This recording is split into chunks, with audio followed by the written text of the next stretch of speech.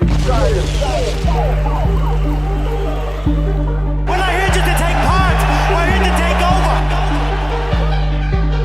And now, Cagesiders.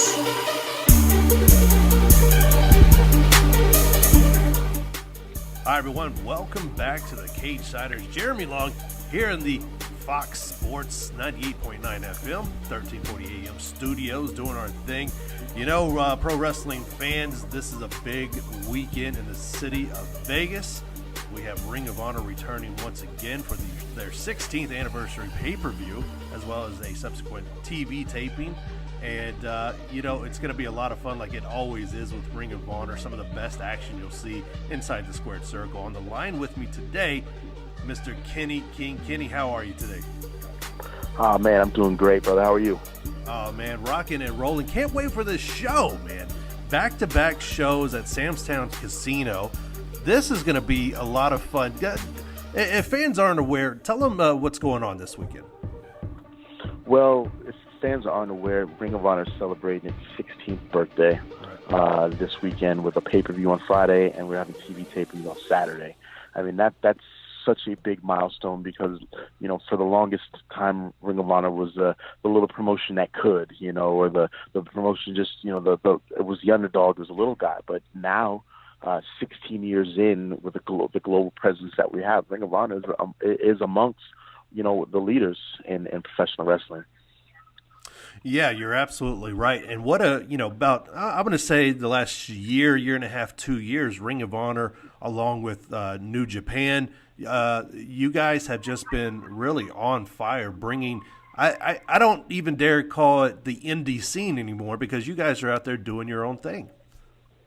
Well, I mean, it's not an independent, you know, you can't call it Ring of Honor independent promotion right. when you have, you know, Sinclair Broadcasting is our parent company. So when right. you look at the, you know, when you look at the financial backing, the financial statistics behind Sinclair Broadcasting and the amount of just leeway and the amount of trust they have in us, and Joe Coffin, the amount that they care about the company, it's not, you know, there's not an indie. And I don't think since I've been back, you know, the venues are bigger and better.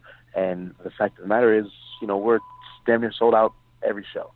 So at that point, it's not an indie if you know, people are seeking you out to get Ring of Honor and to become a part of the Ring of Honor product. So, you know, I think that, you know, obviously WWE is what WWE is, but when you're looking at an established professional wrestling product, you know, the clear number 2 is Ring of Honor. Yeah, absolutely. And so most fans, you know, I guess their introduction or they may know WWE, they may know the storylines going on there and the wrestlers inside the ring there, but if they've never experienced a Ring of Honor show or anything, what separates, as far as the in-ring work, as far as the atmosphere, what separates a Ring of Honor from a WWE? Well, you know, when you say those things like number 1 and number 2, you have to realize, like, you know, WWE is the monolith. It's the, you know, the production and this, and that's what they pride themselves on. You know, they call themselves an entertainment company. Right. So they are the top notch of what they do with as far as the presentation and the production, and, you know, it feels like a spectacle when you go to some of these WWE shows. And Ring of Honor, I guess the focus, we do all of that, but we do it in the ring. So the same way that WWE goes all out with their production and they go out with the presentation of, you know, their show, that's the kind of attention to detail, and that's the kind of the level of competition that you see in Ring of Honor wrestling. There's a difference in World Wrestling Entertainment and Ring of Honor Wrestling. We're not an entertainment company. We're made up of pro wrestlers, and we are the best in our field of what we do. You know, sorry, go ahead. I was just going to, well, I mean, and that is, you know, there's the second thing there. I've had the privilege and the honor to wrestle a lot of different places, but there's the thing about the Ring of Honor that makes it different, the electricity. The crowd is emotionally involved in everything that happens. I mean, it's not so much, you know, cut and dry. People like who they like and they boo who they want to boo, whether it's a quote unquote good guy or a bad guy, but everybody is invested. And the level of emotional intensity that, when people are banging on the guardrails and chanting and those things, you can't find that at any level event other than the Ring of Honor. Now let's take it back. Now you've been in the game for a while now.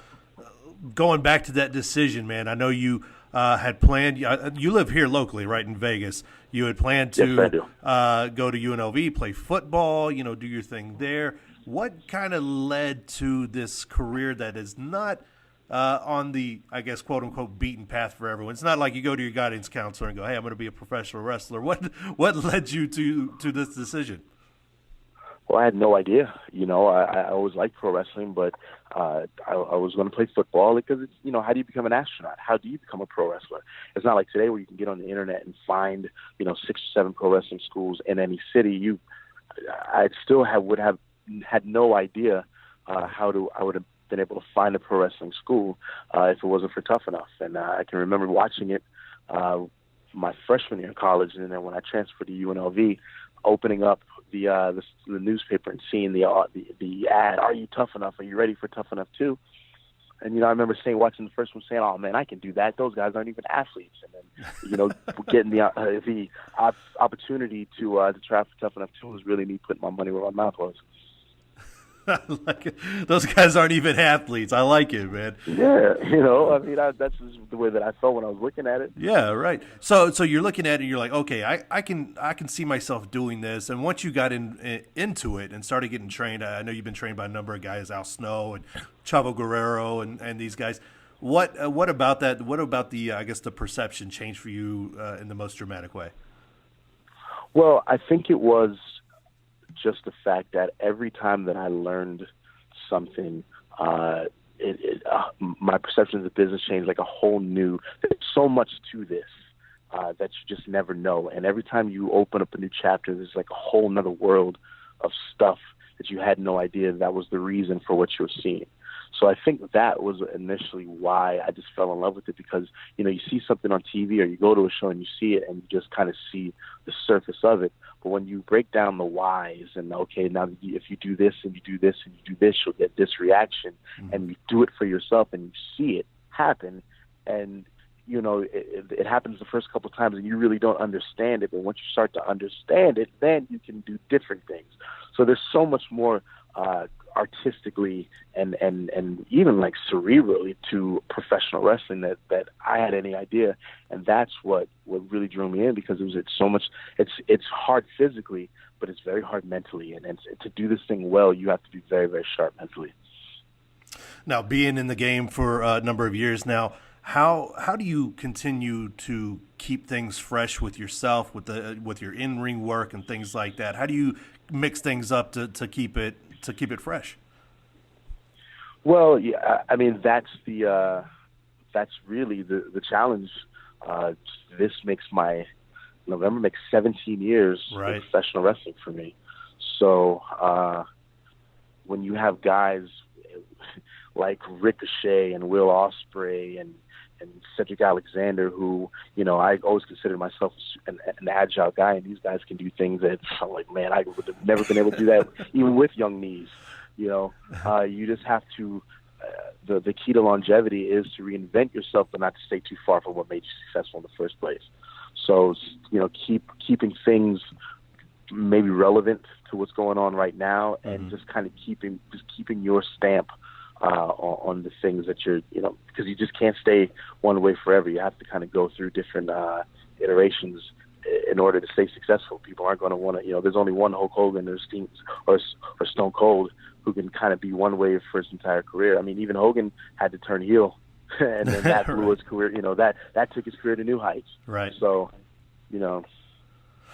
Well, after like you said, you've been in it for 17 years, and all professional sports are, you look at it from a certain standpoint, and it's a young man's game. I mean, what keeps you motivated 17 years in to do this, grueling sport that you do? Well, because as much as it is a young man's game physically, you don't, the cruel choke and the curse of professional wrestling is you don't get good at this until you've been doing it a long time. Right. So that's kind of what it is the ability, and it's to kind of challenge yourself and to say, man, okay, well, what am I going to do new, and how am I going to keep myself fresh, and how am I going to keep myself relevant to where a company will want to invest money in me and sign me to contracts and things like that. There's, what people forget is there's a whole lot of professional wrestlers, a whole lot of dudes that are lacing up their boots on the weekends and going in there and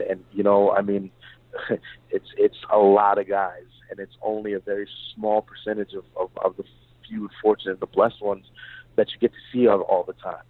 So, and that's not by accident. You have to continue to make yourself valuable. So for me, what keeps me going, if I feel like I can't get better at this, then that's when I'll get done. It's one of the two. When my body says, hey, bud, we're done, or if I feel like, I don't know if I can get any better, then it's time for me to put myself into something else. But I still feel like every day I can get better. We're talking to Kenny King, star at Ring of Honor Wrestling. They're going to be at Sam's Town Casino this weekend for a couple of TV and pay-per-view tapings. Now, let's kind of look at what's happening with the, in parallel to the men, the women's area of the sport. The Women of Honor, they're having their championship tournament to crown their first female Ring of Honor champion. You see whatever's, all the stuff that's going on in WWE with the women, a lot of firsts there with the Royal Rumble match and all these things. From the outside looking in as a male professional wrestler, what, I guess, are the thoughts when you see your counterparts doing their things, coming off and having a lot of firsts over the last year and a half, 2 years in the sport? Well, it makes me very happy to see, because I know a lot of these ladies they put in as much work as the men do, and for a long time they were relegated to just being divas or valets. Right.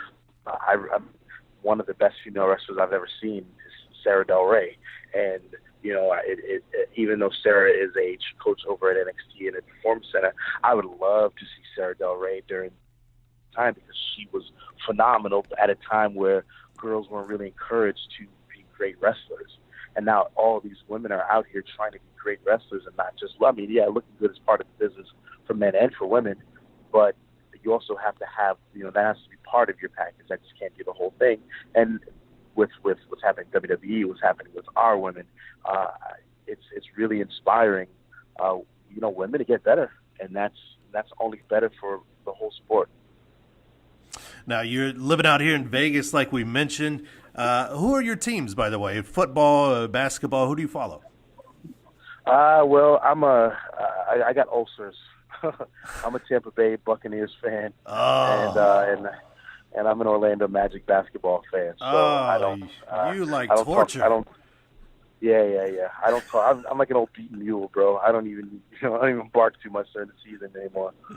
Well, you do have a chance for redemption. We're getting the Raiders here, man. Are you going to switch allegiance? We are getting the Raiders. Definitely not switch allegiance, but what I will do is I will adopt them, because they've come to my hometown where I live now, and it will finally give me a reason to buy a Marquette Kings jersey. So. I like it, man. So you're not a turncoat. You're gonna stick with the original team, but you will adopt the home team. I'm a Bucs fan. Yeah, how can I have a football team here, and I love football, and I don't at least show them some love, Right. Well, what do you think about Jameis Winston, man? Do you think he's the truth? Do you think he's gonna eventually lead this franchise to glory? Man, I go back and forth on Jameis Winston, because on paper and if you just hear him talk, absolutely, he's the truth. The kid is a leader. He's got all the tools. Physically, we don't even talk about it. He's A+ across the board. But does he have it mentally? I don't know. I do know that I've never seen Tom Brady suck on his fingers and make a W in a pregame speech before, and that's kind of when I lost all hope for our season. And I was like, "Did you just suck your?" Okay, yeah. All right, well, we're done. Thank you. That was bizarre. But I will say this: I do believe that he's not. I believe that he hasn't been. I kind of feel like he falls in the same category as an Alex Smith or a Kaepernick, where the right coach could complete them as a quarterback. Right. Jim Harbaugh screwed up Alex Smith and Colin Kaepernick in one fell swoop because he was in the process of completing them as a quarterback, and then he just left them. I feel like that's what happened with Lovie Smith. I feel like Jameis Winston and Lovie Smith had a great understanding of one another, and I feel like that's when Jameis was making his progress. Mm-hmm. And then when we had Schiano, he fell backward, and then Cutter, he's making no progress, even though he's got Sean Jackson and Mike Evans on. It's going to ultimately come up to, he's got to be the one to want it. But I think he can do it. I hope he can do it. Well, I mean, you would know. I mean, the proper coach, the proper trainers can, literally, launch you forward or set you back. Absolutely, man. It's coaching is everything. I didn't really understand that until, it applied to my life. But good coaching, bad coaching, it's everything. Now, before we let you go, man, what do you think about this transition here in Las Vegas where maybe 2 years ago we didn't have any sports teams to think of, and now all of a sudden we got soccer, we got hockey, we got football coming here? I mean, what when you look at Vegas, the Vegas landscape, man, does that kind of blow your mind? Yeah, because I first moved here in 2001, right, and I remember when you couldn't even bet on Sacramento King games at the Palms.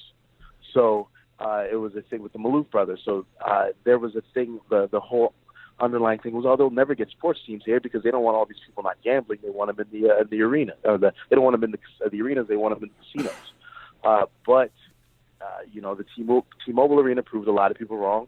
And it's going to be very interesting to see how this helps. I mean, if it helps the economy in Las Vegas, that's really the most important thing. I mean, it's we all know how sports teams can come and be a drain on the economy, and I'm not, for political and financial reasons, I'm not the biggest fan of the Raiders coming here because I feel like we in Vegas need a lot of help in like schools, and there's a lot of different things that we could be spending money on other than a sports team. Right. But that's a different rant for a different day. But if it's something that will help us as a city, then yeah, man, I'm all for it. I'm a big Las Vegas Knights fan already because I just like hockey, and now we have a hockey team here. I like it, man. Before we let you go, final plug for the Ring of Honor pay-per-view and TV taping this weekend, Sam's Town Casino. Still a few tickets left for Saturday's show for the TV taping. Friday, I believe, is all sold out. But, Kenny, fans might be listening, man, and trying to decide whether they want to go. What's your go-home talk to them? Well, listen, it just comes down to this. This is our birthday, okay? This is ROH wasn't even supposed to make it 3, 4 years, 5 years. ROH has been in it for comparison. ROH has been in business longer than ECW and WCW. So all we do is continue to get better year after year. The card, Jay Lee, at the top of the card is the World Championship match with Jay Lee from Dalton Castle. Mm-hmm. I'll be defending my World Television Championship against Silas Young. We've got the Young Bucks against SoCal Uncensored. Mm-hmm. So, I mean, if you know anything about Ring of Honor, you know that we're going to bring fireworks on Friday. Cannot wait. You guys always do. It always delivers. You owe it to yourself, fans, to get out there to Sam's Town, take in one of these shows, both of these shows preferably, and have a lot of fun with Kenny King and the rest of the Ring of Honor stars. Kenny, thank you so much for taking time out. I know you're a busy man, but pretty soon, man, we're going to have you live in studio. You got to chop it up with us for a full hour. I'm down, bro. Let me know when.